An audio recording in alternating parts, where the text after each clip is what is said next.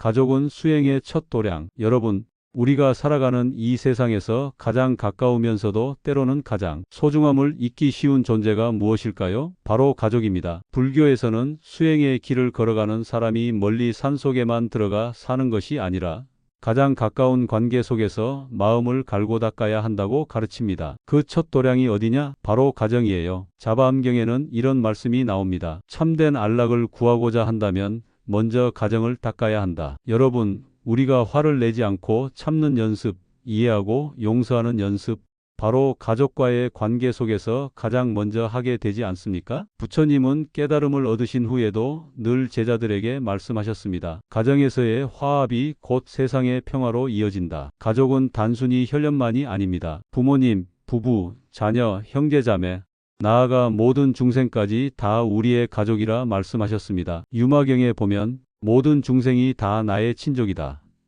이 말씀이 우리에게 큰 울림을 주지 않습니까? 오늘 저는 여러분과 함께 부처님이 생각하신 가족이라는 주제로 긴 여정을 떠나보려 합니다. 이야기는 크게 5가지로 나누어 보겠습니다. 첫째, 부모님, 생명의 뿌리이자 첫 스승입니다. 둘째, 부부, 서로를 존중하며 함께 길을 걷는 도반입니다. 셋째, 자녀, 배움의 대상이자 미래의 희망입니다. 넷째, 형제자매, 화합과 나눔의 연습장입니다. 다섯째, 넓은 가족, 곧 모든 중생과 더불어 살아가는 자비의 관계입니다. 이 5가족의 가르침을 통해 우리는 수행의 길을 다시 돌아보고 어떻게 살아야 할지 깊이 묵상할 수 있습니다. 여러분, 오늘 이 법문이 길어질 수도 있습니다. 하지만 괜찮습니다. 마치 오랜 여행을 떠나는 것처럼 천천히 한 걸음씩 함께 걸어갑시다. 그리고 마지막에 가서는 내 삶 속에서 바로 이 가족을 어떻게 바라보고 살아야겠구나 하고 깊은 깨달음을 얻으시길 바랍니다. 부모님 은혜와 효도의 길. 여러분, 우리가 세상에 태어나서 가장 먼저 만나는 분이 누구입니까? 바로 어머니와 아버지, 부모님입니다. 부처님께서는 부모님을 살아있는 부처님이라 하셨습니다. 왜냐하면 그 은혜가 너무도 크고 깊어서 감히 다른 무엇과도 비교할 수 없기 때문이지요. 부모운 중경에서는 이렇게 설명합니다. 부모의 은혜는 무겁고 갚기 어렵도다. 사실 우리가 조금만 생각해보면 부모님이 아니면 우리가 이 세상에 어떻게 존재할 수 있었겠습니까? 어머니는 10달 동안 자기 몸이 부서지는 아픔을 감내하면서 우리를 품어주셨습니다. 그때 아이 하나를 살리기 위해 어머니는 수없이 고통을 참고 또 수없이 기도합니다. 배가 불러올 때마다 숨이 막히고 몸은 무겁고 잘 수 없지만 그 마음은 오직 한 가지입니다. 이 아이가 무사히 세상에 태어나기를. 부모운 중경에는 어머니의 은혜를 10가지로 나누어 설합니다. 잉태의 은혜, 10달 동안 몸을 희생하며 아이를 품는 은혜. 출산의 은혜, 뼈가 부서지는 고통 속에서도 아이를 낳는 은혜. 양육의 은혜, 젖을 먹이고 밤잠을 설쳐가며 아이를 돌보는 은혜. 먹을 것을 양보하는 은혜, 좋은 것은 자식에게 주고 자신은 헌 것을 먹는 은혜. 잠을 줄이는 은혜, 자식이 편히 잘 수 있도록 부모는 잠을 포기하는 은혜.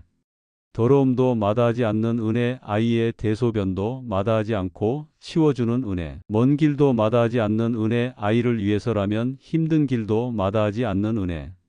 슬픔을 대신 짊어지는 은혜, 자식이 아프면 부모가 대신 아프고 싶어 하는 은혜. 멀리서도 걱정하는 은혜, 자식이 곁에 없어도 항상 마음을 두는 은혜. 마지막까지 보호하는 은혜, 자식이 장성해도 끝까지 보살피는 은혜. 여러분, 이 10가지 은혜를 들을 때 어떤 마음이 드십니까? 저는 늘 이 대목을 설할 때면 가슴이 뭉클해지고 눈물이 납니다. 왜냐하면 이 은혜를 생각하면 내가 지금 살아있다는 사실 자체가 기적이고 선물이라는 걸 알게 되기 때문입니다.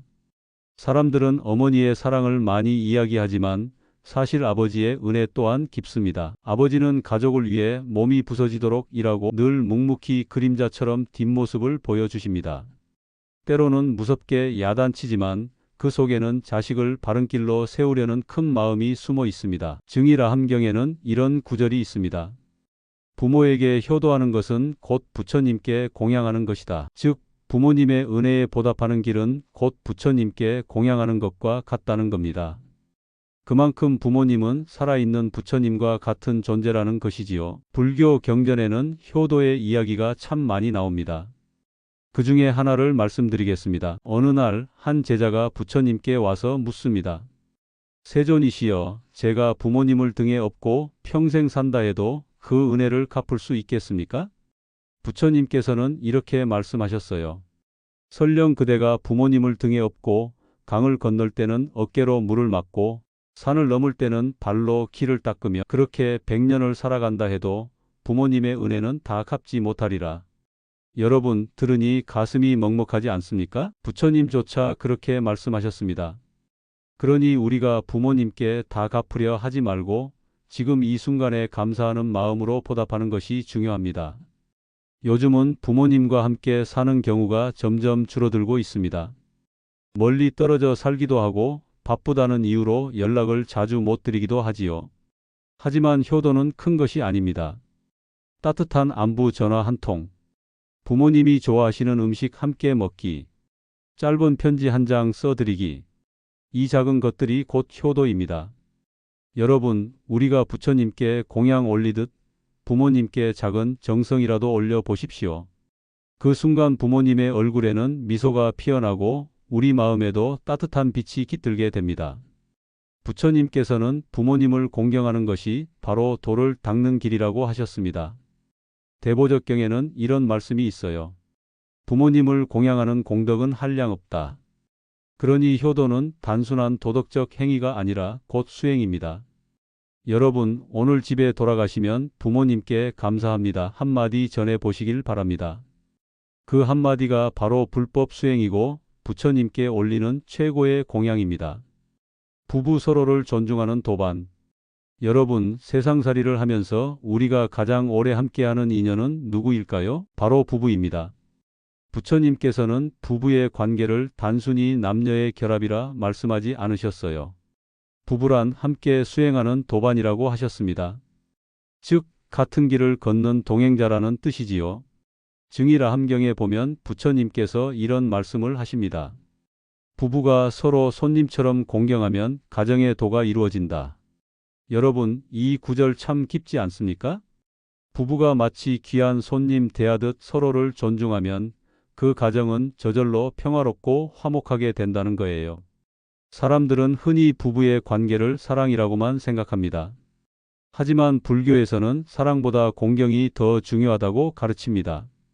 왜냐하면 사랑은 감정이기 때문에 변할 수 있습니다. 하지만 공경은 상대를 존중하고 인정하는 마음이라 변하지 않습니다. 어느 날 한 제자가 부처님께 여쭈었습니다. 세존이시여, 부부가 오래도록 행복하게 사는 방법은 무엇입니까? 부처님께서 대답하셨습니다. 서로 공경하고 서로 사랑하며 같은 마음과 같은 길을 걸을 때라. 즉, 부부의 행복은 단순히 감정적 애정이 아니라 서로를 존중하고 같은 목표를 향해 가는 데 있다는 말씀이에요. 부처님 당시 한 제가자 아나타사타가 있었습니다. 그는 부처님께 와서 이렇게 물었지요. 세존이시여, 저는 아내와 늘 다투게 됩니다. 어떻게 하면 화목할 수 있습니까? 부처님께서는 미소를 지으시며 말씀하셨습니다. 그대가 아내를 부처님 대하듯 존중하고 아내 또한 그대를 제자 대하듯 존중한다면 다툼이 어디 있겠는가? 이 말씀을 들은 그는 집에 돌아가 아내를 귀한 손님처럼 존중했고 아내 역시 그에게 정성껏 예의를 갖추었습니다. 그 후 두 사람의 집안은 평화롭고 웃음이 가득했다고 합니다. 여러분, 이 이야기가 우리에게 큰 깨달음을 주지 않습니까? 부부 싸움의 원인은 대부분 작은 무시와 존중의 부족에서 옵니다. 만약 우리가 서로를 존경하는 마음을 놓지 않는다면 싸움은 일어날 수가 없습니다. 부부는 서로에게 거울과 같습니다. 내가 화를 내면 상대방 얼굴에서 내 화가 다시 비치고 내가 미소 지으면 상대방 얼굴에서도 미소가 돌아옵니다. 법구경에 이런 말씀이 있습니다. 마음이 맑으면 경계 또한 맑다. 즉, 내 마음이 고요하면 상대도 고요해집니다. 내 마음이 어지러우면 상대도 어지러워집니다. 부부는 같은 집에서 가장 가까이 지내기에 그 마음의 파동을 그대로 나누게 되는 것이지요. 그렇다면 부부는 어떤 수행을 해야 할까요? 부처님은 크게 세 가지를 말씀하셨습니다. 말의 수행, 서로를 상처 주지 않는 말로 대하기. 부처님께서 늘 강조하신 정어입니다.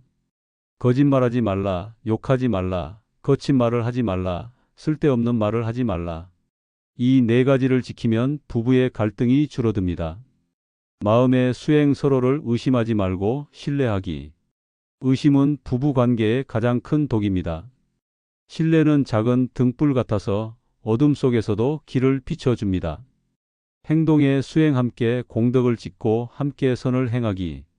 부처님은 부부가 함께 보시하고 함께 계율을 지킬 때 다음 생에도 다시 부부로 만난다고 하셨습니다. 앙구따라 니까야에는 이렇게 기록되어 있습니다. 부부가 믿음과 계율, 보시와 지혜를 함께 닦으면 다음 생에도 반드시 다시 만나리라. 여러분, 이 얼마나 감동적인 말씀입니까? 지금의 인연이 우연이 아니라 함께 닦은 공덕의 결과라는 겁니다. 요즘은 부부 사이가 참 많이 흔들립니다. 바쁜 생활, 경제적 어려움, 그리고 작은 오해가 쌓여 서로 등을 돌리기도 하지요. 하지만 부처님 가르침을 마음에 새긴다면 우리는 다시 출발할 수 있습니다. 배우자를 고칠 생각보다는 내가 먼저 변해보기. 큰 말보다 작은 배려. 매일 고맙습니다 한마디 건네기. 이것이 부처님이 가르치신 부부 수행의 시작입니다. 부처님께서는 이렇게 말씀하셨습니다.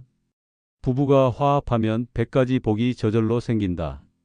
그러니 여러분, 부부의 관계를 단순히 의무로 여기지 마시고 서로가 서로의 수행 도반이라는 것을 잊지 마시길 바랍니다. 오늘 집에 가시면 배우자에게 꼭 이렇게 말씀해 보세요. 당신이 있어서 내가 수행할 수 있습니다. 고맙습니다. 그 한마디가 바로 가정을 도량으로 만드는 부처님의 지혜입니다. 자녀 배움과 희망의 씨앗. 여러분, 우리가 살아가면서 가장 큰 기쁨 가운데 하나는 무엇일까요? 바로 자녀를 낳고 기르는 일입니다. 하지만 동시에 가장 큰 걱정과 근심도 자녀로부터 오지요. 불교에서는 자녀를 단순히 내 소유나 재산으로 보지 않습니다. 부처님은 자녀를 배움의 거울이라 하셨습니다. 내가 닦은 인연과 업이 자녀를 통해 비춰진다는 것이지요. 증이라 함경에 이런 구절이 있습니다. 부모가 자식을 낳는 것은 밭을 일구는 것과 같다. 잘 가꾸면 반드시 좋은 곡식을 얻는다. 즉, 자녀는 씨앗과 같고 부모는 농부와 같다는 말씀입니다. 어떤 밭을 어떻게 가꾸느냐에 따라 자녀의 삶이 달라지는 것이지요.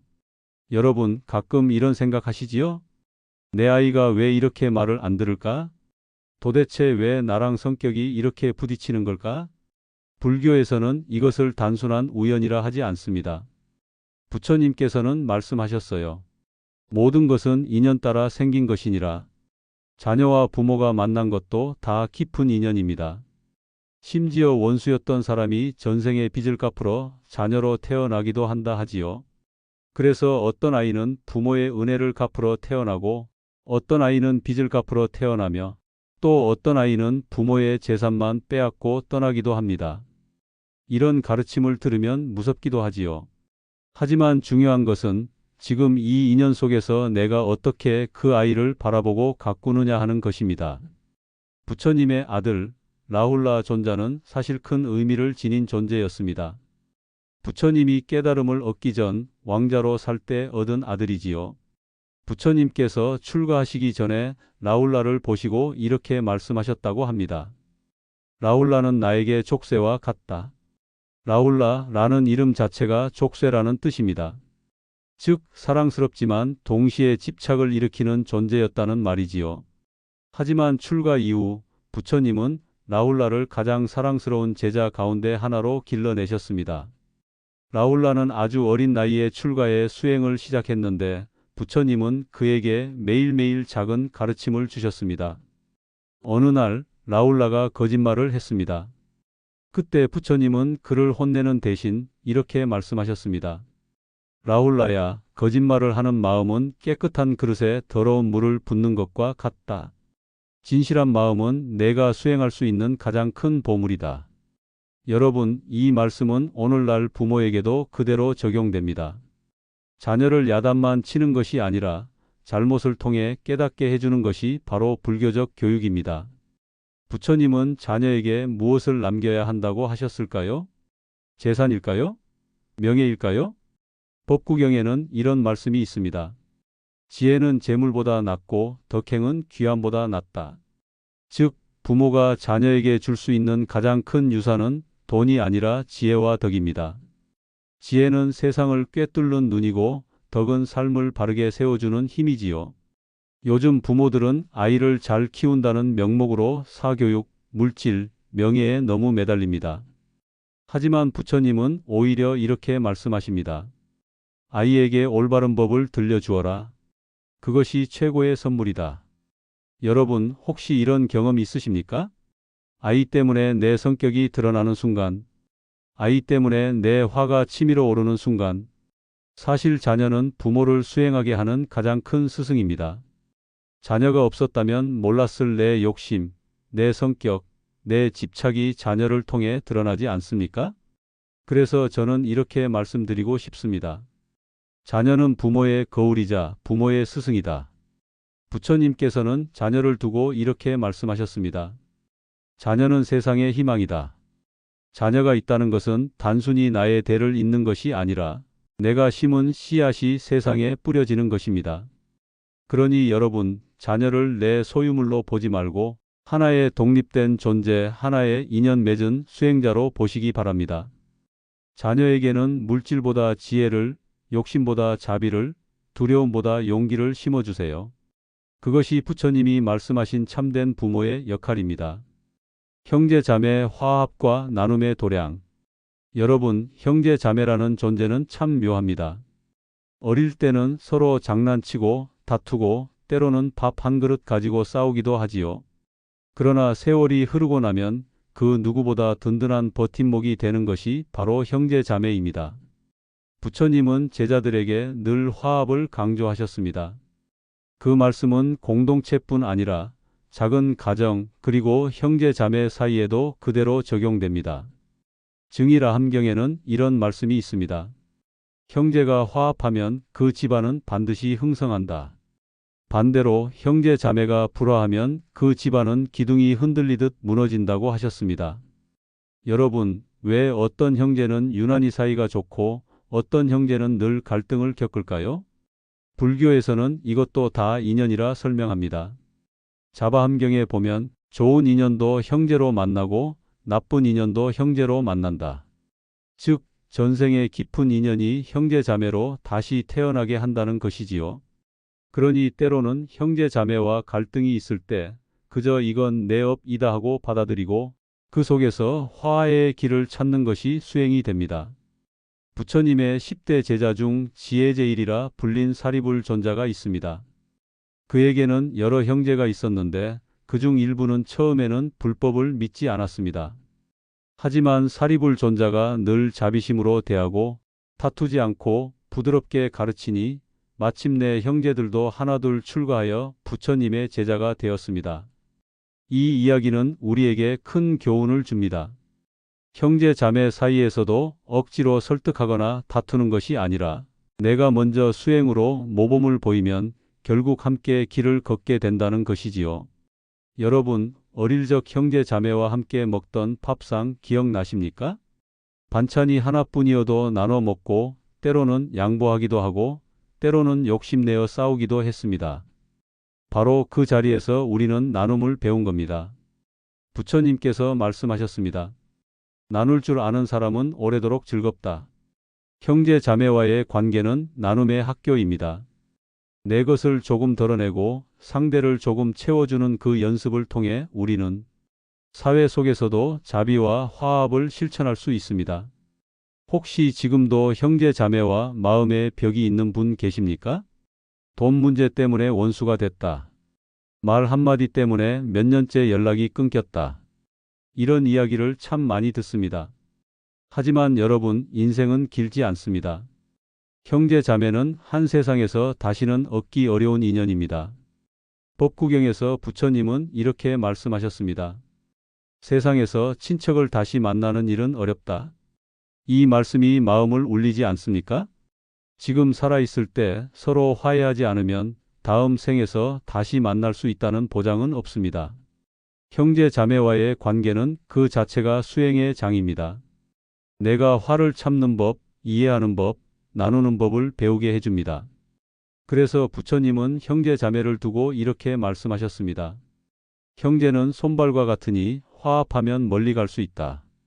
여러분, 형제 자매를 원망하기보다 감사하십시오. 다투기보다 화합을 선택하십시오. 그 길이 곧 불법을 따르는 길이며 가정이 평화로워지는 길입니다. 넓은 가족 모든 중생과의 인연. 여러분, 우리가 가족이라고 하면 흔히 부모, 자녀, 형제 자매를 떠올립니다. 하지만 부처님께서는 그 경계를 훨씬 넓히셨어요. 부처님은 이렇게 말씀하셨습니다. 모든 중생이 다 나의 가족이요 친척이다. 즉 인간뿐 아니라 동물, 곤충, 심지어 풀과 나무까지도 인연을 맺은 존재라 하셨습니다. 불교의 가르침에 따르면 우리는 무량겁의 세월 동안 윤회를 거듭하며 살아왔습니다. 그 과정에서 지금의 남편이 전생에는 아들이었을 수도 있고 지금의 원수가 전생에는 나를 살려준 은인이었을 수도 있습니다. 자바함경에는 이런 말씀이 있어요. 시작도 알 수 없는 긴 세월 동안 윤회를 거듭하며 만나지 않은 적 없는 중생은 없으니 모든 존재는 다 내 부모였다. 여러분, 이 말씀을 곰곰이 생각해 보세요. 길에서 마주친 낯선 사람도, 산속의 새 한 마리도 전생에는 나와 가족이었을 수 있습니다. 그러니 누굴 미워하고 원수로만 대할 수 있겠습니까? 부처님이 말씀하신 자비는 가족 안에만 머무는 것이 아닙니다. 그 자비가 마을로, 나라로, 그리고 온 세상으로 퍼져야 합니다. 자해경에서는 이렇게 설하십니다. 어머니가 외아들을 목숨 걸고 지키듯 모든 중생을 향해 한없는 마음을 일으키라. 즉, 내 아이를 사랑하듯 이웃의 아이도, 나아가 세상의 모든 존재도 품으라는 말씀입니다. 여러분, 부처님 당시 무서운 도적 앙굴리말라가 있었습니다. 그는 999명을 죽이고 손가락을 꿰어 목에 걸고 다녔지요. 세상 사람들은 모두 그를 두려워했고 가족마저 버렸습니다. 그런데 부처님은 그를 버리지 않으셨습니다. 부처님은 앙굴리말라여 그대도 중생이며 나의 가족이다라고 말씀하시며 자비로 대하셨습니다. 결국 앙굴리말라는 부처님께 귀의하여 출가했고 마침내 아라한의 경지에 이르렀습니다. 이 이야기는 우리에게 큰 가르침을 줍니다. 가족이라 하면 사랑스럽고 가까운 이들만이 아니라 미워하던 이들 심지어 죄 많은 이들까지도 포용해야 한다는 것이지요. 여러분, 우리가 지구에 살면서 환경을 파괴하면 결국 우리 가족에게 해가 됩니다. 왜냐하면 모든 중생은 연결되어 있기 때문입니다. 내가 버린 쓰레기가 강으로 흘러들어가 물고기를 해치고 그 물고기를 먹는 또 다른 생명을 해치며 결국 나에게 돌아옵니다. 화엄경에서는 이를 이렇게 표현했습니다. 모든 존재는 서로 의지하며 살아간다. 그러니 나와 상관없어 보이는 저 멀리의 사람도 사실은 내 삶과 직결된 넓은 가족인 것입니다. 여러분, 가족은 혈연으로 묶인 작은 울타리에서 출발하지만 부처님의 눈으로 보면 그 울타리는 끝없이 넓어집니다. 내 곁에 가족, 이웃, 사회, 더 나아가 모든 생명과 더불어 살아가는 것, 그것이 바로 부처님이 말씀하신 넓은 가족입니다. 그러므로 우리는 이렇게 다짐해야 합니다. 나는 내 가족만이 아니라 모든 중생을 가족처럼 여기겠다. 그 마음이 바로 보살행의 출발점이 됩니다.